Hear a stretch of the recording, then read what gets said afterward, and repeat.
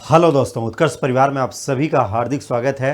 तो जैसा कि दोस्तों हम सभी को पता था, लंबे समय से इसकी मांग भी चल रही थी कि उत्तर प्रदेश लोक सेवा आयोग अपने पैटर्न में कुछ बदलाव करे, और खास करके लिखित परीक्षा को लेकर के, जहां पे ऑप्शनल सब्जेक्ट में ये बात होती थी कि भाई बहुत ढेर सारे स्केलिंग में नंबर कम हो जाते हैं, कुछ सब्जेक्ट वालों को विशेष लाभ मिल जाता है और बाकी कुछ लोगों को इसका नुकसान हो जाता है। तो आप सभी को विदित है कि भाई इस बार का जो नोटिफिकेशन आया यूपी पीसीएस 2023 का, उस नोटिफिकेशन में ये बात अब स्पष्ट हो चुकी है कि अब उत्तर प्रदेश लोक सेवा आयोग पीसीएस मेंस एग्जाम में, लिखित परीक्षा में अब ऑप्शनल सब्जेक्ट नहीं रहेंगे।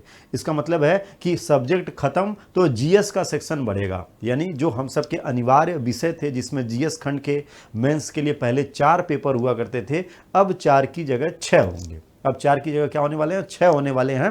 पूरा का पूरा विस्तृत विवरण आप सबको पहले ही बताया जा चुका है। तो यहाँ पर दोस्तों जो विषयवार आपके प्रत्येक पेपर में जो सिलेबस लगाया गया है, उसमें कहाँ कहाँ से किस किस सेक्टर से प्रश्न बनेंगे, सभी का अलग अलग विवरण उपस्थित है, उपलब्ध है। नोटिफिकेशन के आधार पे हम सभी ये चर्चा कर रहे हैं। तो यहाँ पर आज हम आपके साथ चर्चा करेंगे कि यूपी पीसीएस जो 2023, फिर आगामी जो अन्य होने वाले हैं, तो उसके लिए जो जीएस खंड में 4 की जगह 6 जो पेपर होने वाले हैं, उस जीएस खंड में जो जीएस पेपर नंबर 5th और 6th होगा, यानी 5वां और 6वां नंबर का जो पेपर होगा, उसमें उत्तर प्रदेश विशेष का दोस्तों महत्व बढ़ा है। अभी तक अगर हम लोग देखें तो उत्तर प्रदेश के प्रश्न को लेकर के प्री एग्जाम में और मेंस में अगर देखेंगे तो भौगोलिक संरचना वाले टॉपिक के अंतर्गत कुछ प्रश्न हमसे पूछ लिए जाते थे, कला संस्कृति में भी कुछ प्रश्न हमसे पूछ लिए जाते थे। लेकिन इस बार उत्तर प्रदेश से पूछे जाने वाले प्रश्नों का क्षेत्र बढ़ा है, यानी दायरा बढ़ा है। इसका मतलब है कि उत्तर प्रदेश भी दोस्तों अब हम सब के लिए एक विशेष रोल प्ले करने वाला है लिखित परीक्षा के लिए।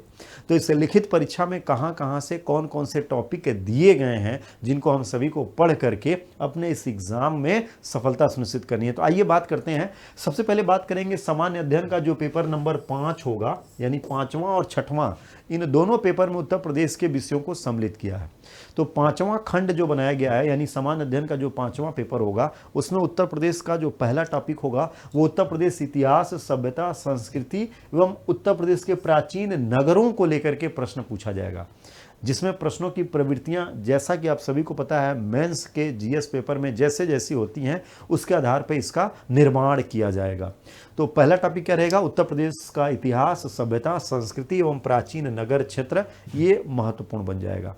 इसके अलावा दूसरा टॉपिक क्या दिया है? उत्तर प्रदेश की वास्तुकला। क्या कह रहा है? उत्तर प्रदेश की वास्तुकला, उसकी महत्ता, रख रखाव, संग्रहालय, अभिलेखागार एवं पुरातत्व, कौन कौन से ये बनेंगे। हालांकि ये भी महत्वपूर्ण टॉपिक है, ऐतिहासिक खंडों को लेकर के हम लोग चर्चाएं करते रहते हैं, लेकिन अब इसकी विस्तृत चर्चा हम लोग करेंगे। भारत के स्वतंत्रता संग्राम 1857 से पहले और बाद में उत्तर प्रदेश का योगदान। जैसा कि हम सभी को पता है कि 1857 की क्रांति में दोस्तों उत्तर प्रदेश का बड़ा महत्वपूर्ण रोल रहा है। चाहे मेरठ की बात हो, चाहे कानपुर की बात हो, चाहे लखनऊ की बात हो, चाहे झांसी की बात हो, चाहे फैजाबाद क्षेत्र अयोध्या की बात हो, चाहे बरेली की बात हो, चाहे प्रयागराज क्षेत्र की बात हो, इन सभी क्षेत्रों ने 1857 में महत्वपूर्ण रोल प्ले किया है। तो 1857 इतिहास खंड का एक ऐसा कालखंड बनेगा कि उसके पहले और उसके पश्चात आपके उत्तर प्रदेश की क्या स्थिति रही है भारत के स्वतंत्रता आंदोलन में, उसका एक विस्तृत अवलोकन हम सभी को यहां से करना पड़ेगा। उत्तर प्रदेश के सुविख्यात स्वतंत्रता सेनानी एवं व्यक्तित्व कौन कौन से थे, चाहे वो 1857 की क्रांति में हो या इससे पहले रहे हों, चाहे किसान नेता के रूप में रहे हों, स्वतंत्रता आंदोलन के रूप में रहे हों, क्रांतिकारियों के रूप में रहे हों, सभी के बारे में हम सभी को विस्तार से इसमें बात करनी पड़ेगी। ये यहाँ से करना है। उत्तर प्रदेश में ग्रामीण, शहरी एवं जनजातीय मुद्दे, सामाजिक संरचना, त्योहार, मेले, संगीत, लोक नृत्य, उत्तर प्रदेश में भाषा एवं साहित्य, बोली, सामाजिक प्रथाएं एवं पर्यटन के लिए क्या क्या परिस्थितियां हैं, क्या क्या स्थिति बन सकती हैं, इनको लेके प्रश्न यहाँ से आपसे पूछा जाएगा। इसको आपको बड़े विस्तृत तरीके से पढ़ना है। उत्तर प्रदेश की राज्य व्यवस्था, उत्तर प्रदेश में शासन प्रणाली का संचार कैसे होता है, उत्तर प्रदेश में राज्यपाल, हालांकि राज्यपाल सभी राज्यों की दशाओं के लिए जैसे होंगे वैसे उत्तर प्रदेश में मुख्यमंत्रियों के बारे में, मंत्रिपरिषद, विधानसभा, विधान परिषद, केंद्र राज्य संबंध को लेकर के उत्तर प्रदेश की क्या स्थिति है, उत्तर प्रदेश इसमें कैसे निर्वहन करता है, भारत में उत्तर प्रदेश की स्थिति राजनीतिक रूप से कैसी है, इन सब की बात करेंगे। वैसे दोस्तों आपको पता है कि भारत में राजनीतिक पृष्ठभूमि को लेकर चलेंगे तो उत्तर प्रदेश की स्थिति काफ़ी मजबूत है, क्योंकि भाई सबसे बड़ी विधानसभा अपने यहाँ है, सबसे बड़ी विधान परिषद अपने यहाँ, सबसे ज़्यादा लोकसभा सीट अपने यहाँ मिलेगी, सबसे ज़्यादा राज्यसभा सीट अपने यहाँ मिलेगी। तो ऐसे में उत्तर प्रदेश का इंपॉर्टेंस तो बढ़ ही जाता है, लाजमी रहेगा। तो इसको भी इस बार आपके मेंस के सिलेबस में पेपर 5 के अंतर्गत रखा है। इसके अलावा पेपर 5 में अगर देखेंगे तो उत्तर प्रदेश में लोक सेवाएं, लोक सेवा आयोग, लेखा परीक्षा, महान्यायवादी उच्च न्यायालय एवं उसके अधिकार क्षेत्र क्या क्या बनेंगे, यानी उत्तर प्रदेश की जो संवैधानिक संस्थाएं हैं वो कैसे काम कर रही हैं, उनके क्षेत्र क्या हैं, उनके विस्तार का स्वरूप क्या है, इन सब को लेकर के आपके एग्जाम में प्रश्न बनेगा, जो कि इसमें 7वां टॉपिक रहेगा। आगे बढ़िए। उत्तर प्रदेश को विशेष राज्य चयन मानदंड, राजभाषा, संचित निधि, आकस्मिक निधि, राजनीतिक दल एवं राज्य निर्वाचन आयोग की पृष्ठभूमि क्या है, इनके कर्तव्य क्या हैं, इनकी दशाएं क्या हैं, इनको लेके प्रश्न आप में पूछा जाएगा, ये ध्यान रखना। उत्तर प्रदेश में दोस्तों स्थानीय स्वशासन, शहरी एवं पंचायती राज, लोक नीति, अधिकार संबंधित जो मुद्दे हैं, जो कि स्थानीय स्वशासन का विषय बनता है ना, स्थानीय स्वशासन का विषय बनेगा, तो वहाँ से पूछे जाने वाले प्रश्नों का लेखा जोखा हम लोगों को करना है, इसके बारे में विस्तार से पढ़ना है। एक तरीके से अगर देखा जाए तो स्थानीय स्वशासन की जड़ से निकल करके आपको इसके विस्तार तक जाना पड़ेगा। उत्तर प्रदेश में सुशासन, भ्रष्टाचार निवारण को लेकर के, लोकायुक्त को लेकर के, सिटीजन चार्टर्ड, ई गवर्नेंस, सूचना अधिकार और समाधान योजना, इन सब का क्या विशेष रोल है, महत्व है, इनको लेके बात करेंगे हम सभी लोग। उत्तर प्रदेश में भूमि सुधार एवं इसका प्रभाव कैसा रहा है, भारत के स्वतंत्रता के पश्चात जो जो चीज़ें लागू करी गई हैं, या भूमि सुधार, भूमि निर्धारण को लेकर के उत्तर प्रदेश के सीमांकन के क्षेत्र में उनकी क्या भूमिका रही है, सीमांत जोत, मध्य जोत, तिर्यक जोत, बृहद जोत, ये सब स्वरूप कैसे आए, जमींदारी उन्मूलन उत्तर प्रदेश में कहाँ तक सफल रही है, क्या क्या उसकी कमियां रह गई, क्या क्या उसकी विशेषताएं रह गई, इन सब को लेकर के आपको यहाँ पे चर्चा करनी पड़ेगी, जो कि 11 नंबर का पॉइंट्स इसमें बनेगा। इसके अलावा दोस्तों उत्तर प्रदेश में सुरक्षा को लेकर के विशेष विषय आएंगे, जो कि उत्तर प्रदेश में इंटरनल सिक्योरिटी, आंतरिक सुरक्षा के मुद्दे जुड़ेंगे, क्योंकि उत्तर प्रदेश की जो अंतर्राष्ट्रीय सीमा है वो नेपाल के साथ जुड़ती है। तो अंतर्राष्ट्रीय सीमाओं की निगरानी करने का जो उत्तरदायित्व होता है वो केंद्रीय गृह मंत्रालय के पास चला जाता है, लेकिन फिर भी अपने राज्य क्षेत्र में हमें सुरक्षा के लिए किन किन क्षेत्रों पर विचार करना है, जैसे उग्रवाद के प्रसार एवं विकास के बीच संबंधों को लेकर बात करना है, क्षेत्रीयता। उत्तर प्रदेश दोस्तों भौगोलिक संरचना से एक जटिल क्षेत्र बनता है और जनसंख्या बाहुल्य राज्य है, बहुत ढेर सारे धर्मों के, विविध भाषाओं के, विविध क्षेत्रीयताओं का एक समूह आपको मिलेगा, तो इस पर हमें गहन निगरानी करनी पड़ती है। इसके अलावा दोस्तों वाह एवं राज्य अंतर राज्यीय सक्रियताओं से आंतरिक सुरक्षा के लिए क्या क्या चुनौतियाँ आ जाती हैं, इन पे कैसे हम काम करेंगे, संचार नेटवर्क, कम्युनिकेशन नेटवर्क को कैसे डेवलप करें, मीडिया एवं सोशल मीडिया प्लेटफॉर्म जो हैं इनकी क्या भूमिका है, कैसे इनको हैंडल करेंगे, इनको लेके प्रश्न पूछेगा। साइबर सुरक्षा के बुनियादी नियम, काले धन में वैध बनाना और इसकी रोकथाम के लिए क्या क्या विषय हो सकते हैं, इसके संबंध में प्रश्न पूछेगा। विभिन्न सुरक्षा बल एवं एजेंसियां और उनके शासनादेश, अधिकार पत्र कैसे हो सकते हैं, इनको लेकर के हम सब बात करेंगे। सीमावर्ती क्षेत्रों में सुरक्षा चुनौतियां एवं उनका प्रबंधन कैसे करेंगे, संगठित अपराधों का आतंकवाद से क्या संबंध रहा है, उनको कैसे नियंत्रित करेंगे, ये सब उत्तर प्रदेश में सुरक्षा से जुड़े चर्चित मुद्दे हो सकते हैं और इन्हीं को आयोग ने आपके सिलेबस में डाला है। बड़ी गंभीरता से एक एक पॉइंट्स को दोस्तों अपने सिलेबस में सम्मिलित किया गया है। जब इसका विस्तृत अध्ययन करेंगे हम सभी लोग तो पढ़ने में बहुत मज़ा आने वाला है। अब ये कहने के लिए तो दोस्तों ये उत्तर प्रदेश का सिलेबस आपको दिखाई दे रहा है, उत्तर प्रदेश का टॉपिक डाला है, लेकिन वास्तव में ये उत्तर प्रदेश के टॉपिक में ही बहुत ढेर सारे ऐसे आयाम नज़र आ रहे हैं जो कि राष्ट्रीय अंतर्राष्ट्रीय मुद्दे हैं। इस समय क्या है, राष्ट्रीय अंतर्राष्ट्रीय मुद्दों का एक चर्चित विषय बनेंगे, ये यहाँ से ध्यान रखना है। इसके अलावा उत्तर प्रदेश में कानून व्यवस्था एवं नागरिक अधिकार सुरक्षा के क्या क्या प्रावधान हैं, उत्तर प्रदेश में स्वास्थ्य एवं चिकित्सा के क्या क्या मुद्दे हो सकते हैं, उत्तर प्रदेश की शिक्षा प्रणाली एजुकेशन पॉलिसी को लेकर क्या क्या काम हुआ है, क्या क्या सुधार की गुंजाइश है, आप क्या सोचते हैं इसके बारे में, इसका नज़र देखना है। भारत के विकास में उत्तर प्रदेश की भूमिका कहाँ तक रही है, कितना योगदान रहा उत्तर प्रदेश की जो करंट अफेयर्स समसामयिकी की घटनाएं होंगी, जो चर्चित विशेष विषय हो जाते हैं, कुछ योजनाएं हो जाती हैं, कुछ ऐसी घटनाएं हो जाती हैं जो राज्य के लोक कल्याण के लिए बनाई गई हैं, उनसे जुड़े विषय हो जाते हैं, कुछ ऐसे और घटनाएं घट जाती हैं जो कि प्रशासनिक राजनीतिक संरचना पर इफेक्ट डालती हैं, कुछ सामाजिक घटनाएं घट जाती हैं, उनका महत्व और उनका नज़रिया कैसा होगा अपने प्रदेश के लिए, इस पर आप सबको चर्चा करनी है।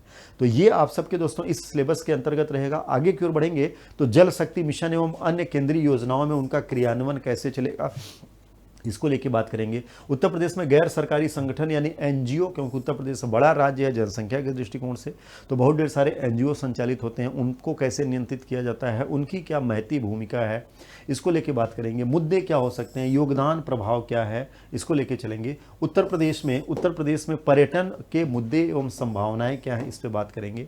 उत्तर प्रदेश के विभिन्न क्षेत्रों में नवाचार, इसके मुद्दे एवं इसका समाज में रोजगार एवं सामाजिक आर्थिक विकास पर क्या प्रभाव पड़ता है, इसको लेकर के आप सभी को चर्चा करनी पड़ेगी, जो कि एक सामाजिक परिदृश्य बनाएगा हम सबके एग्जाम के दृष्टिकोण से। तो ये तो दोस्तों आपका जो होगा जीएस का पेपर नंबर 5 जो होगा, उसमें इसका महत्वपूर्ण रोल है, क्या क्या बन सकता है, इसको लेकर के ये बात हुई है। इसके अलावा जैसा कि हमने आपको शुरुआत में बताया था कि पेपर 5 और 6 यानी छठा नंबर का जो पेपर होगा, उसमें भी आपके लिए यहाँ से सवाल बनेंगे। तो छठवां नंबर का जो पेपर होगा, इसमें अधिकतर अगर देखेंगे तो आर्थिक गतिविधियों को लेकर के बहुत ढेर सारे ऐसे मुद्दे होंगे जिनका समायोजन इसमें होगा। जैसे इसमें देखेंगे सामान्य अध्ययन का जो छठवां पेपर आपका लगेगा, इसमें उत्तर प्रदेश के लिए पहला टॉपिक क्या दिया है, उत्तर प्रदेश का आर्थिक परिदृश्य कैसा है, अर्थव्यवस्था, राज्य का बजट, इसकी मुख्य विशेषताएं, बुनियादी ढांचा और भौतिक संसाधनों का महत्व, क्या क्या चीज़ें निकल कर के आएंगी, इसको लेकर के यहाँ से करना है। ठीक है, तो उत्तर प्रदेश जैसा कि हम सभी को पता है भाई कृषि प्रधान अर्थव्यवस्था वाला राज्य है, लेकिन अब हम तेजी से इसमें औद्योगिक सेक्टर को डेवलप करने की बात कर रहे हैं। अभी हाल ही में दोस्तों यूपी ग्लोबल इन्वेस्टर समिट हुई, तो उसका क्या इफेक्ट पड़ सकता है, उसको लेके चर्चा होती है। बजट प्रत्येक वर्ष वाला आएगा, तो 2023-24 के बजट की समीक्षा इसमें करेंगे, फिर आगामी अन्य जैसे होंगे वैसे जुड़ते चलते चले जाते हैं। उत्तर प्रदेश का व्यापार, वाणिज्य एवं उद्योग कैसा है, इसकी व्यवस्थाएं कैसी हैं। एग्रीकल्चर के बाद अगर देखेंगे तो भाई उद्योगों की ओर हम आते हैं, जिसमें हथकरघा सबसे महत्वपूर्ण बन जाता है, तो इसका क्या रोल है और उसका क्या प्रयोग है हमारे उत्तर प्रदेश की अर्थव्यवस्था में, इसके बारे में जानेंगे। उत्तर प्रदेश सरकार की लोक कल्याणकारी योजनाएं, परियोजनाएं एवं नियोजित विकास, मानव संसाधन को लेकर के या स्किल डेवलपमेंट, कौशल विकास को लेकर के क्या काम किया गया है, उसका क्या प्रभाव पड़ा है, उत्तर प्रदेश के नागरिकों को कितना इसका लाभ मिला है, उत्तर प्रदेश की जनता को कितना लाभ मिला है, ये ध्यान रखना है। उत्तर प्रदेश के निवासियों पर क्या इफेक्ट पड़ा। उत्तर प्रदेश में निवेश के मुद्दे, जैसा कि अभी हमने आपको बताया कि भाई यूपी ग्लोबल इन्वेस्टर समिट एक बड़ा मुद्दा रहेगा, तो उत्तर प्रदेश में निवेश को लेकर के उत्तर प्रदेश सरकार क्या काम कर रही है, उद्योग बंधु किस सेक्टर में काम कर रहा है, जिला स्तर पे, मंडल स्तर पे, राज्य स्तर पे बनाए गए जो क्षेत्र हैं वो निवेश को कैसे अपनी ओर आकर्षित कर रहे हैं, निवेश को कैसे प्रेरित कर रहे हैं, प्रोत्साहित कर रहे हैं उत्तर प्रदेश में, इसको लेकर के बात होगी इस खंड के अंतर्गत। इसके अलावा उत्तर प्रदेश के लोक वित्त एवं राजकोषीय नीति क्या है, उत्तर प्रदेश में कर एवं आर्थिक सुधार क्या क्या किए गए, एक जिला एक उत्पाद नीति जो कि 2018 से खूब चर्चा में है, उत्तर प्रदेश सरकार की ओडीओपी नीति काफ़ी सफल रही है, राष्ट्रीय अंतर्राष्ट्रीय स्तर पर इसकी चर्चा हुई है। तो इसके नियोजन में, इसके समायोजन में, इसके संचालन में उत्तर प्रदेश को क्या विशेष लाभ मिला है, उत्तर प्रदेश के निवासियों को क्या इसका फायदा मिला है, उत्तर प्रदेश के औद्योगिक संरचना को डेवलप करने में कहाँ तक सफल रही है ओडीओपी स्कीम, इसको लेकर के आपको यहाँ पे बात करनी पड़ेगी। इसके अलावा उत्तर प्रदेश में नवीकरणीय ऊर्जा को लेकर के क्या प्रयास किए जा रहे हैं, ऊर्जा स्रोतों को लेकर के क्या तैयारी है, ऊर्जा संसाधनों को लेकर के उत्तर प्रदेश सरकार क्या क्या काम कर रही है, कौन कौन से क्षेत्र हैं भाई, उसको लेकर हम कैसे बात करेंगे, ये ध्यान रखना। उत्तर प्रदेश प्रदेश की जननांकिकी, जनसंख्या एवं जनगणना, क्योंकि उत्तर प्रदेश दोस्तों जनसंख्या बाहुल्य राज्य है। भारत के सभी राज्यों में सर्वाधिक जनसंख्या वाला राज्य होता है। वैश्विक स्तर पर भी हम इसकी तुलना करने लगते हैं। विश्व में 5वां सबसे बड़ा क्षेत्र बन जाएगा, अगर इसको राष्ट्र मान लें तो सबसे ज़्यादा जनसंख्या वाला हो जाता है। तो ऐसे जैसे हम उत्तर प्रदेश की जननांकिकी और जनसंख्या का स्वरूप और इसका अध्ययन इंपॉर्टेंस बन जाएगा। उत्तर प्रदेश में कृषि का व्यवसायीकरण और कृषि की फसलों के उत्पादन को लेकर के, क्योंकि भाई अभी तक अपने प्रदेश में यहाँ के जो किसान हैं वो जीवन निर्वाह कृषि करते हैं। अब जीवन निर्वाह कृषि से काम नहीं चलने वाला। किसानों की आय बढ़ाने को लेकर लगातार सरकार केंद्र स्तर पर, राज्य स्तर पर काम हो रहा है। 2022 लक्ष्य, फिर 2024 बनाया आय दुगना करने का। तो इसमें क्या क्या समस्याएं आ रही हैं, इसका हम सामना कैसे करें, कैसे हम किसानों को जीवन निर्वाह से उनको व्यवसायिक कृषि की ओर लेकर के जाएं, उन्नति की ओर लेकर के जाएं, उनकी आय को कैसे बढ़ाएं, इसके क्या क्या स्रोत हो सकते हैं, इस पे क्या विचार हो सकती है, इसको लेकर चलेंगे। उत्तर प्रदेश की नवीन वानिकी नीति क्या है भाई, वनों के विकास को लेकर के, वन नीति को लेकर उत्तर प्रदेश सरकार क्या कर रही है। उत्तर प्रदेश की कृषि एवं सामाजिक वानिकी की दशाएं क्या हैं, इनको लेकर के हमें इसमें चर्चा करनी पड़ेगी, जो कि ये महत्वपूर्ण विषय बन जाएंगे। इसके अलावा दोस्तों उत्तर प्रदेश में कृषि में विविधता क्या है, कृषि की समस्याएं क्या हैं, उनका समाधान कैसे किया जाएगा, क्योंकि उत्तर प्रदेश कृषि प्रधान राज्य है और आज भी प्रदेश की लगभग 62.3% जो जनसंख्या है वो कृषि कार्यों में लगी हुई है। यानी एक ऐसा राज्य जिसकी लगभग 60% जनसंख्या कृषि कार्यों में लगी हुई है। तो जाहिर सी बात है यहाँ पे बहुत ढेर सारी समस्याएं होंगी, इनका समाधान कैसे किया जाए, इनमें संभावनाओं को कैसे डेवलप्ड किया जाए, इसको लेकर के बात होगी ही होगी। उत्तर प्रदेश के विभिन्न क्षेत्रों में विकासीय सूचकांक क्या रहे हैं, उत्तर प्रदेश के विविध कार्य कैसे रहे, इसको लेकर के हमें बात करनी पड़ेगी। उत्तर प्रदेश का भूगोल, भौगोलिक संरचना, उच्चावच एवं संरचना कैसी रही, जलवायु, सिंचाई का जो प्रावधान रहा, खनिज अपवाह प्रणाली एवं वनस्पति क्षेत्र की जो दशाएं रहीं वो कैसी कैसी बनी हैं, इनको लेकर बात करना है। उत्तर प्रदेश में राष्ट्रीय उद्यान एवं वन्य जीव अभ्यारण्यों को लेकर के भाई प्रदेश सरकार ने क्या प्रावधान किया है, क्योंकि उत्तर प्रदेश में वन्य जीव अभ्यारण्य भी मिलेंगे, टाइगर रिजर्व भी मिलेंगे, पक्षी विहार भी मिलेंगे, प्राणी उद्यान भी हमको मिलेंगे ही मिलेंगे। तो उत्तर प्रदेश सरकार का पर्यावरण को लेकर के क्या क्या चीज़ें हैं, पर्यावरण प्रबंधन में ये क्या क्या चीज़ें हैं, इसको लेकर बात करेंगे।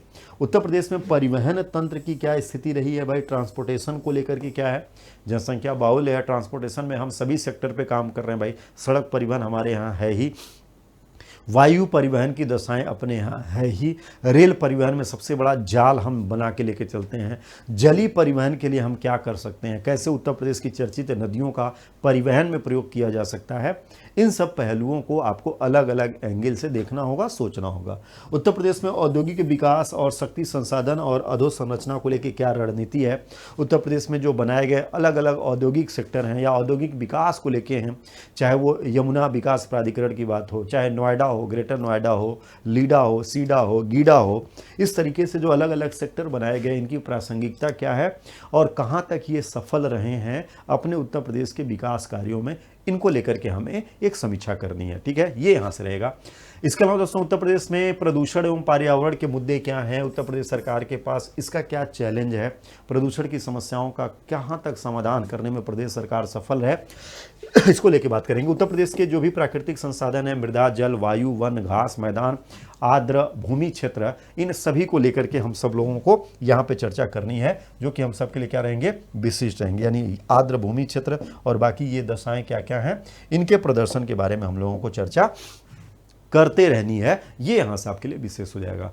इसके अलावा उत्तर प्रदेश के जलवायु परिवर्तन एवं मौसमी पूर्वानुमान से संबंधित, क्योंकि क्लाइमेट चेंज का विषय है, वैश्विक स्तर पे ग्लोबल वार्मिंग और इन सब चुनौतियों का सामना सभी लोग कर रहे हैं, तो जाहिर सी बात है कि इसमें एक बड़ा चैलेंज होगा।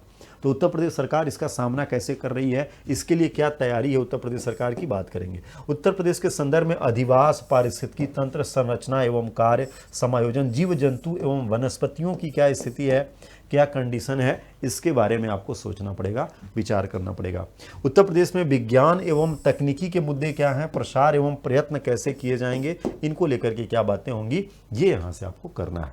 उत्तर प्रदेश में मत्स्य को लेकर के, अंगूर, रेशम, फूल, बागवानी एवं पौधा उत्पादन तथा उत्तर प्रदेश के विकास में इसका क्या प्रभाव रहा है, इसका क्या योगदान रहा है, इसको लेकर के हम सभी को बात करनी है। उत्तर प्रदेश के विकास में सार्वजनिक एवं निजी साझेदारी का प्रोत्साहन कैसा रहा है, ना निजी साझेदारी को लेके पीपी मॉडल पे हम लोग लगातार काम कर रहे हैं भाई। जैसा कि आपको पता है कि राष्ट्रीय स्तर पे, इसके अलावा उत्तर प्रदेश सरकार भी पीपी मॉडल को अपनाने को लेकर के लगातार ललायित है।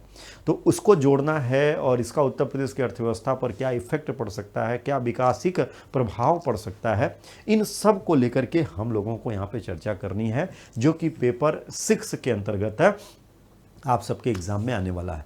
तो दोस्तों चैलेंज है बड़ा, चुनौतियां बड़ा है। सबसे मज़ेदार बात यह है कि उत्तर प्रदेश में ये जो सिलेबस लगाए गए हैं, इसमें बहुत ढेर सारे विषय ऐसे होंगे जो विद्यार्थियों के सामने पहली बार प्रकट हुए हैं।